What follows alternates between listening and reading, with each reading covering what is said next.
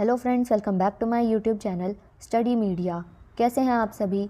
उम्मीद करती हूँ कि आप सभी स्वस्थ होंगे, अच्छे से होंगे। तो पिछली वीडियो में मैंने आपको पाठ 13 नौकर करवाया था।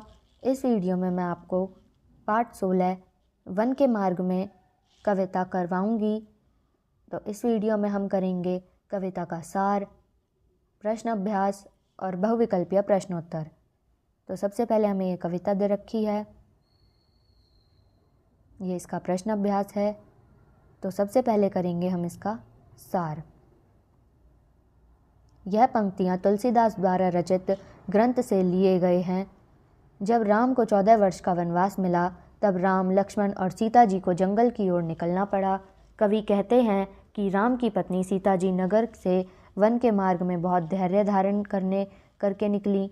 वन के मार्ग में अभी यह केवल 2 कदम ही चली थीं कि उनके माथे पर पसीने की बूंदें झलकने लगी। उनके मधुर होठ भी सूख गए। इसके बाद उन्होंने श्री राम से पूछा कि अभी कितनी दूर और चलना है, आपको पत्तों वाली कुटिया कहाँ बनाएंगे।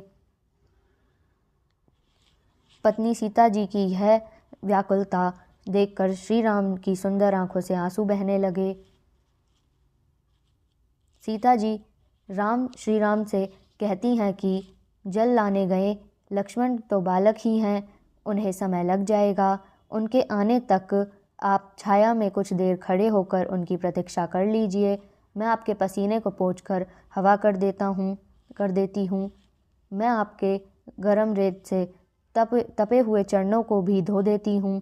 तुलसीदास जी कहते हैं कि अपनी पत्नी के ऐसे वचनों को सुनकर और सीता जी की व्याकुलता देखकर श्री रामचंद्र बैठकर बहुत देर तक उनके पांवों से घड़े कांटों को निकालते रहे। राम के इस प्रेम को देखकर उनका शरीर रोमांचित हो गया और आंखों में आंसू भर आए।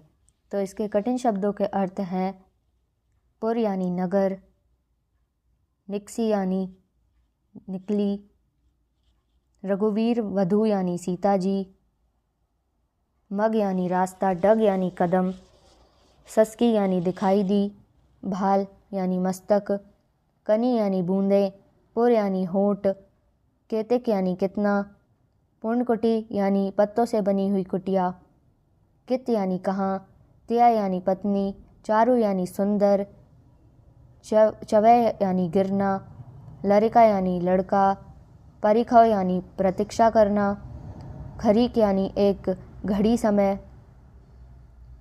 ठाड़े यानी खड़े होना, पसेव यानी पसीना, बयारी यानी हवा, पखारियो यानी धोना, भुरभुरी यानी गरम रेत, कंटक यानी कांटे, काढ़ना यानी निकलना, नहा यानी स्वामी, नेहो यानी प्रेम, लख्यो यानी देखकर। तो अब हम इसका प्रसंग और सरलाट करते हैं। पहली पंक्ति इसका प्रसंग है। प्रस्तुत पंक्तियाँ हमारी हिंदी की पाठ्य पुस्तिका वसंत भाग 1 वन के मार्ग में नामक पाठ से ली गई है। इसके कवि तुलसीदास जी हैं। कवि ने वन के मार्ग में जाते हुए श्री राम और सीता का सुंदर चित्रण किया है।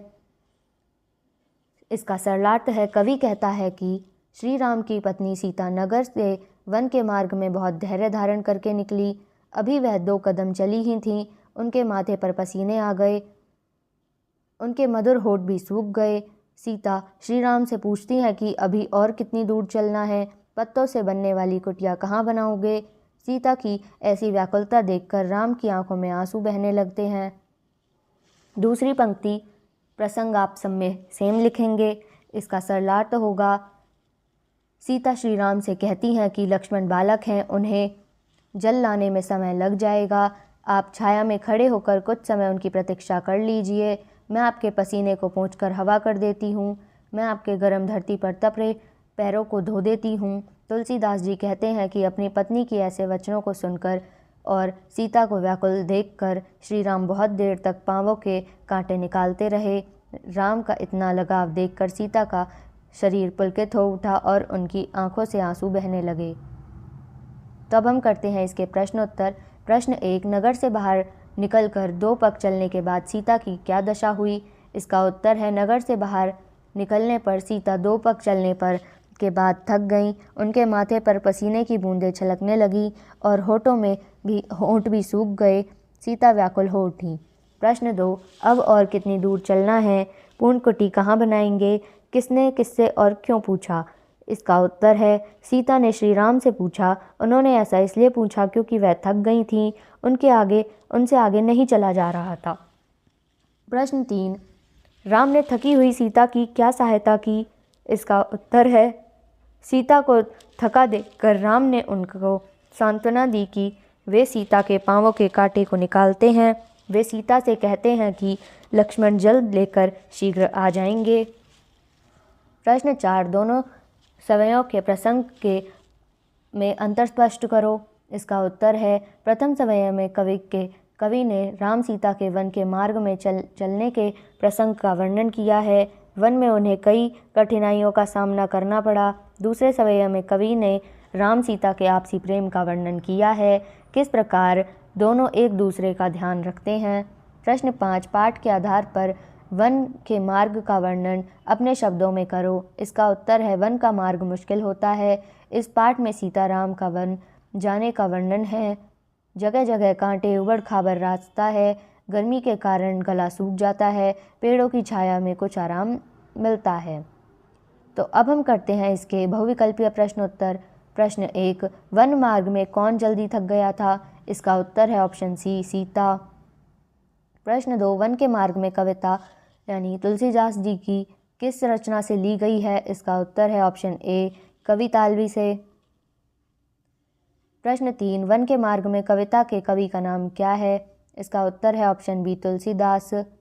प्रश्न 4, वन मार्ग में कौन जल्दी थक गया? इसका उत्तर है ऑप्शन सी, सीता। प्रश्न 5, वन के मार्ग में चलते चलते सीता के क्या सूख गए थे? इसका उत्तर है ऑप्शन सी, होठ। प्रश्न 6, जानी शब्द का क्या अर्थ है? इसका उत्तर है ऑप्शन डी, जानकर। प्रश्न 7, राम का प्रेम देखकर किसकी आंखों में आंसू आ गए थे? इसका उत्तर है ऑप्शन सी, सीता की। प्रश्न 8, पहुंची शब्द का क्या अर्थ है? इसका उत्तर है ऑप्शन बी, पहुंचकर। प्रश्न 9, वन में पानी लेने कौन गया? इसका उत्तर है ऑप्शन डी, लक्ष्मण। प्रश्न 10, लाखी शब्द का क्या अर्थ है? इसका उत्तर है ऑप्शन ए, देखकर। प्रश्न 11, पैर से कांटा निकालने का अभिनय कौन करने लगा? इसका उत्तर है ऑप्शन ए, राम। प्रश्न 12, सीता की व्याकुलता देखकर किसकी आंखों में आंसू आ गए? इसका उत्तर है ऑप्शन बी, राम की। प्रश्न 13, धरी शब्द का क्या अर्थ है? इसका उत्तर है ऑप्शन सी, रखकर। प्रश्न 14, वन के मार्ग में कविता में किस छंद का प्रयोग हुआ है? इसका उत्तर है ऑप्शन ए, चौपाई। तो यहाँ पे ये वीडियो ख़त्म होती है। आपको ये वीडियो कैसी लगी मुझे कमेंट करके ज़रूर बताएं। वीडियो को लाइक करें, शेयर करें और चैनल को सब्सक्राइब करना ना भूलें। Thank you.